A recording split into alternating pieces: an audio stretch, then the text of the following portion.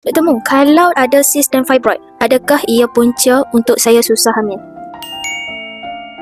So kalau kita ada fibroid lah. Fibroid tu adalah ada ketulan dekat dalam otot rahim. Untuk yang ada masalah fibroid, kalau kecil fibroid itu tidak mengganggu laluan sini, laluan telur keluar semua, dia tak ada masalah. Boleh je mengandung. Tapi kalau fibroid ni terlalu banyak, terlalu besar sampai tutup laluan sini, kan, duduk kat dalam ni dia blok, kan, ataupun dia menghalang lah perjumpaan telur dengan sperma tu, dia boleh menyebabkan sukar lah untuk nak dapat cahaya mata. Kalau sis pula, sis tu adalah satu macam kantung lah, dia berisi air dekat dalam ovari. Ini ovari.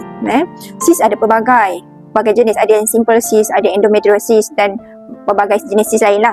So kalau kata simple sis, insyaAllah kita boleh mengandung lah, asalkan kita boleh keluarkan telur, persenyawaan boleh berlaku, penyempilan boleh berlaku. Tapi kalau kata sis itu adalah endometriosis, contoh kan, dia berisi dengan darah-darah period kita, kan, menyebabkan sampai laluan tersumbat ke, kan.